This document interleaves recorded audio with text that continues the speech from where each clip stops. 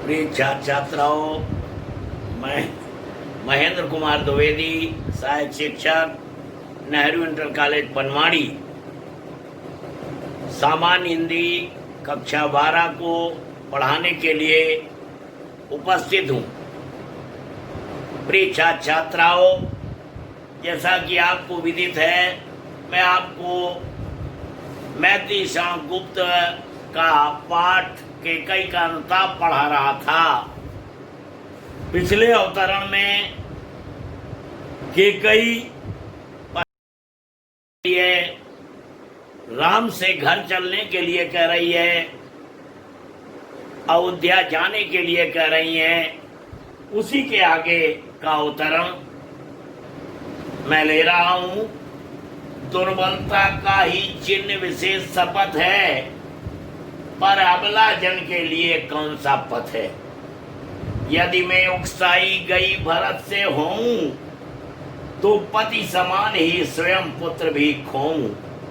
ठहरो मत रोको मुझे, कहूं सो सुन लो, पाओ यदि उसमें सार उसे सब छू। करके पहाड़ सा पाप मौन रह जाऊं, राई भर भी अनुताप न करने पाऊं। थी स नक्षत्र शशि निशा ओस टपकाती, रोती थी नीरव सभा है। यह अवतरण है। केकई प्रभु राम से कह रही हैं कि हे राम, सौगंध खाना दुर्बलता का ही चिन्ह विशेष शपथ है।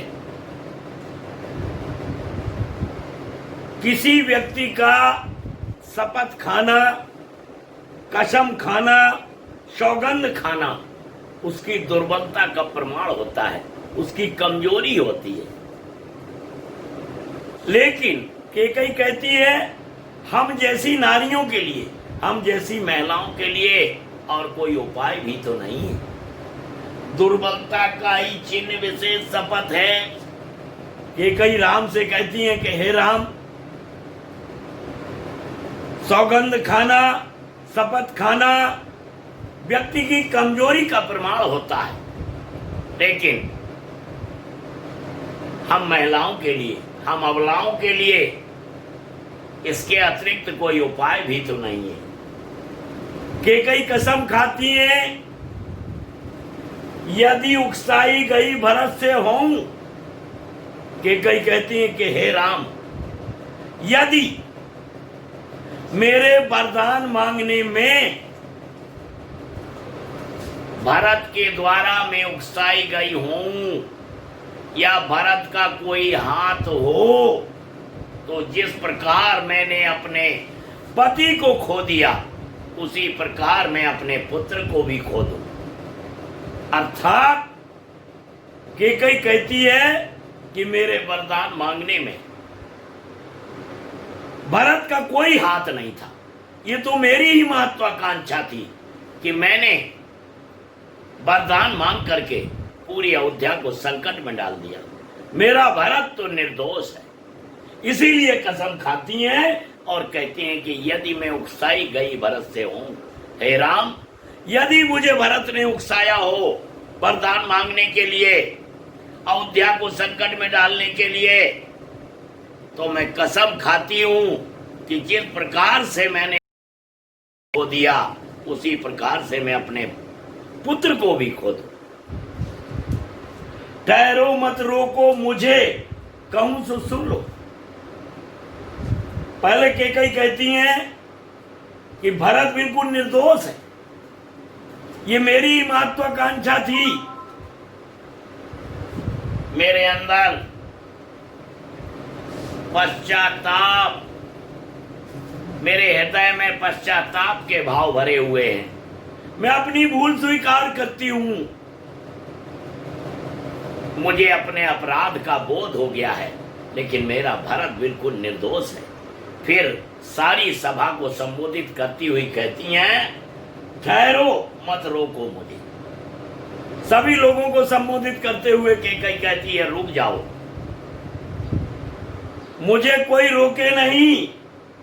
जो मैं कह रही हूं मेरी बात को सुनिए। कि कई सभी लोगों को संबोधित करती हुई कहती है कि कोई मुझे बोलने से रोके नहीं और मेरी बात को सभी सुने, और यदि मेरी बात में कुछ अच्छा लगे पाओ, यदि उसमें सार, उसे सब चुन लो। यदि मेरी बात में है तो उसको मान लीजिए। अगर सार युक्त बात मेरी आपकी समझ में आए तो मेरी बात को स्वीकार कीजिए, मेरी बात को मान लीजिए। कि कई कहती है करके पहाड़ सा पाप मौन रह जाऊं। मैंने इतना बड़ा पाप किया है, मैंने इतना घृणित कार्य किया है, पहाड़ जैसा पाप किया है। मैंने अयोध्या को संकट में डाला है, मैंने इतना बड़ा पहाड़ जैसा पाप किया है, और उस पहाड़ जैसे पाप को करके क्या मैं मौन रहूं? मैं जरा भी पश्चाताप न करूं? करके पहाड़ सा पाप मौन रह जाऊं और राई भर भी अंताप न करने पाऊं, और मैं जरा सा भी उसके लिए पश्चाताप न करूं। मैंने पहाड़ जैसा पाप किया है और उसके लिए क्या मैं थोड़ा सा भी पश्चाताप नहीं कर सकती? नहीं, मेरा कार्य घृणित है, मैंने घृणित कार्य किया है, उसके लिए पश्चाताप अति आवश्यक है। केकई के इस मार्मिक वचनों को सुनकर के थी स नक्षत्र शशि निशा ओस टपकाती, उस ताराओं की चांदनी रात से ओस टपक रही थी। ऐसा प्रतीत होता था जैसे केकई की बातों को सुनकर के चांदनी रात भी आंसू बरसा रही हो, आंसू बहा रही हो। थी स नक्षत्र शशि निशा ओस टपकाती, उस ताराओं से युक्त, उस तारों से युक्त रात्रि में उस सभा में ओस टपक रही थी, और उस ओस को देख करके ऐसा लगता था जैसे चांदनी रात भी केकई के मार्मिक वचनों को सुन करके आंसू बहा रही है। प्यारे बच्चों, ये आपका अवतरण की मैंने व्याख्या की। अब उसके संबंध में कुछ प्रश्न हैं, उन प्रश्नों के हमें उत्तर देना है। उपर्युक्त पदांश का संदर्भ लिखिए। आप जानते हैं संदर्भ लिखना कई बार बताया गया है। प्रस्तुत पदांश हमारी पाठ्य पुस्तक हिंदी के काव्य खंड मैथिली शरण गुप्त के पाठ केकई के अनुताप से ली गई। इसके रचयिता श्री मैथिली शरण गुप्त। रेखांकित अंश की व्याख्या कीजिए। रेखांकित अंश की व्याख्या मैंने आपको बताई, फिर भी देखिए कौन सी लाइनें रेखांकित हैं। ठहरो मत रोको मुझे कहूं सो सुन लो, पाओ यदि उसमें सार उसे सब चुन लो, करके पहाड़ सा पाप मौन रह जाऊं और राई भर भी अनुताप न करने पाऊं। यह है रेखांकित लाइन है। केकई सारी सभा को संबोधित करती हुई कहती है कि रुक जाओ, कोई मुझे मत रोके, मुझे जो कहना है कहने दो, और जो मैं कह रही हूं उसको सुनो, और जो मैं कह रही हूं उसमें अगर कोई बात तुम्हें अच्छी लगे, कोई बात तुम्हें सार युक्त जान पड़े तो उसको मान। मैंने इतना बड़ा पहाड़ जैसा पाप किया है, क्या उस पहाड़ जैसे पाप के बदले में मैं थोड़ा सा भी पश्चाताप न करूं? मेरे हृदय में, मेरा हृदय पश्चाताप के भावों से भरा हुआ है। मुझे अपने अपराध का बोध हो गया है। मैं अपने अपराध को, अपनी गलती को हृदय से स्वीकार करती हूं। ये इसका अर्थ हुआ। दुर्बलता का चिन्ह विशेष शपथ है। इस पंक्ति में निहित भाव स्पष्ट कीजिए। ऊपर की लाइन है, शपथ खाना या सौगंध खाना व्यक्ति की कमजोरी का प्रमाण होता है। आपने कोई गलत काम किया और उसके लिए तुरंत आप सौगंध खा गए, इसका तात्पर्य यह होता है कि निश्चित रूप से आपके अंदर कमी है। दृढ़ता के साथ, बड़ी अच्छी आत्मीयता के साथ आप अपनी बात को रखें। कसम खाने की आवश्यकता नहीं है कभी नहीं। इसीलिए इस लाइन में यह भाव स्पष्ट किया है कि सौगंध खाना, शपथ खाना व्यक्ति की दुर्बलता का प्रमाण होता है, व्यक्ति की कमजोरी का प्रमाण होता है।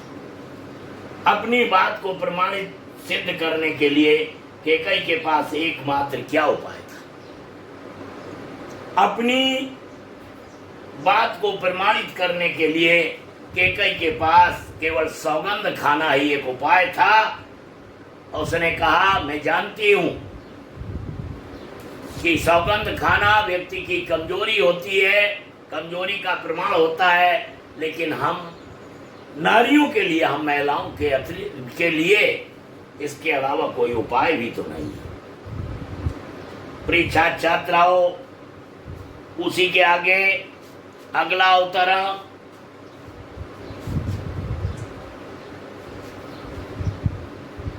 एक क्वेश्चन और इसका रह गया है।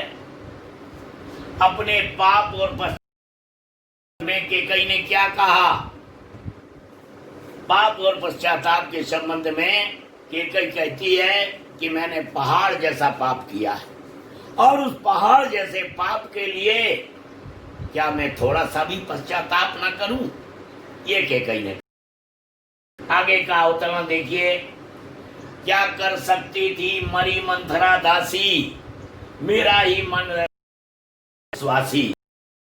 पंजरगत अब अरे अधीर अभागे, बेजुलत भाव थे स्वयं तुझी में जागे।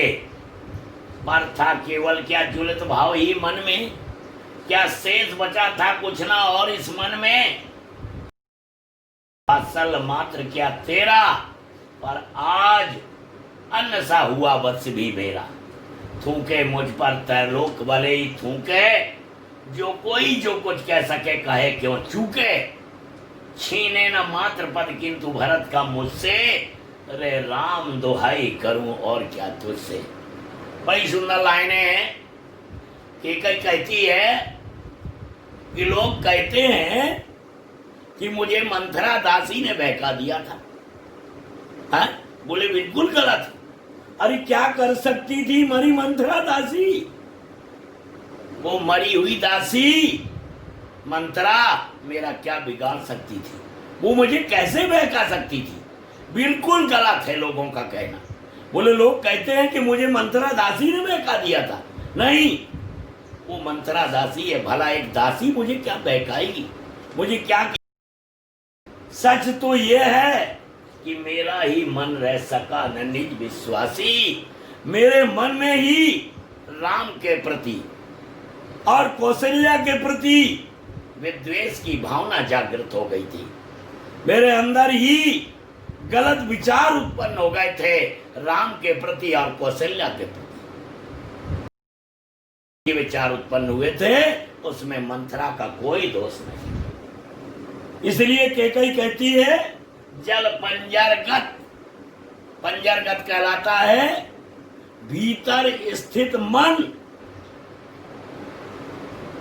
जल पंजरगत अब अरे अधीर अभागे, हे अधीर अभागे मन, सबसे पहले ईर्षा के भाव, विद्वेष के भाव तेरे अंदर ही जागृत हुए थे। जुलित भाव थे स्वयं तुझी में जागृत।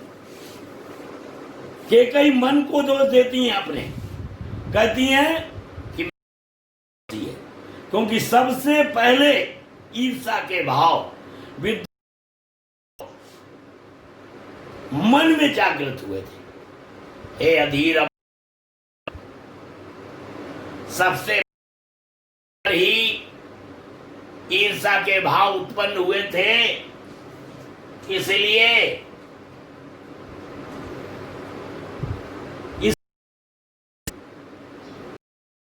शरीर के अंदर रह करके पश्चाताप की अग्नि में जलता रहे, यही तेरे लिए सजा है। कैकेयी अपने मन को सजा दे रही है, कह रही है कि मन तेरे अंदर ही सबसे पहले ईर्षा के भाव जागे थे, इसलिए शरीर के भीतर स्थित मन तू पश्चाताप की अग्नि में जलता रहे, यही तेरे लिए उचित सजा है। बात था केवल क्या ज्वलित भाव ही मन में, क्या शेष बचा था कुछ ना और इस मन में। कैकेयी कहती है कि क्या केवल ईर्षा भाव के कारण ही मैंने वरदान मांगे थे?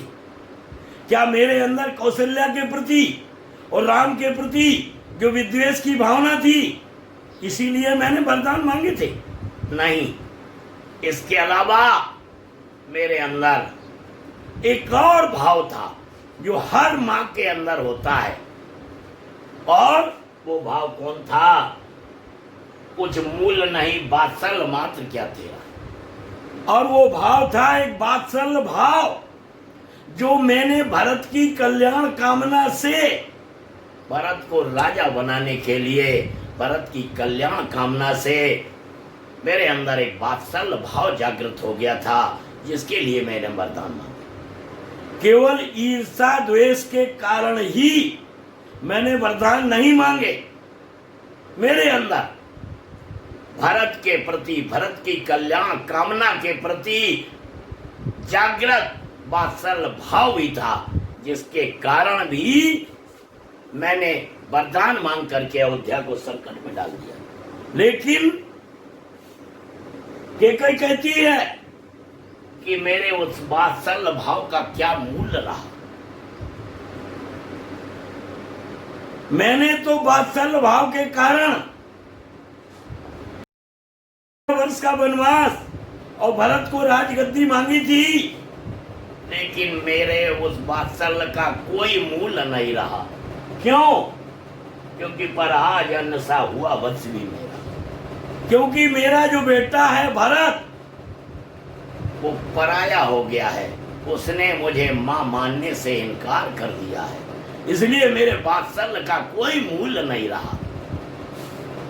मेरे वात्सल्य का कोई मूल्य नहीं रहा, क्योंकि भरत ने मुझे मां मानने से इनकार कर दिया है, अपना पराया हो गया है।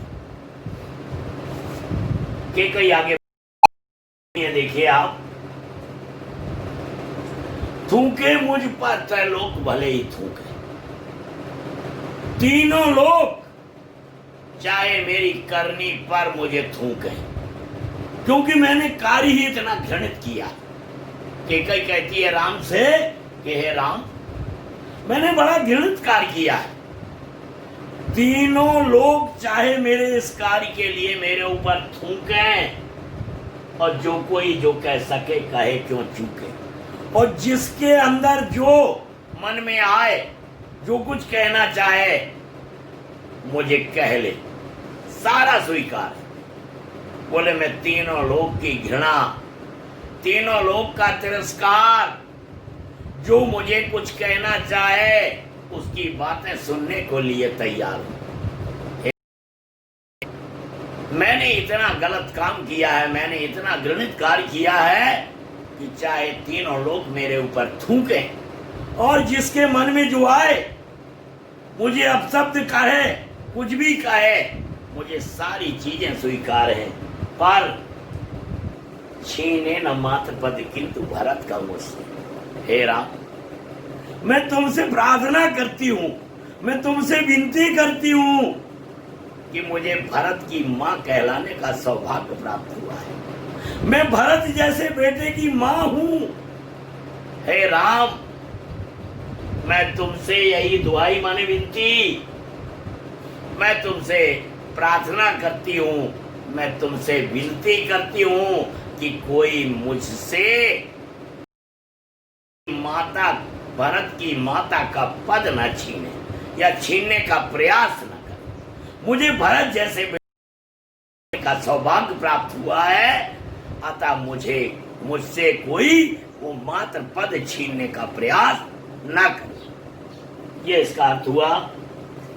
अब देखिए पद्यांश का संदर्भ लिखिए। संदर्भ वही है जो पिछले अवतरण में बताया था।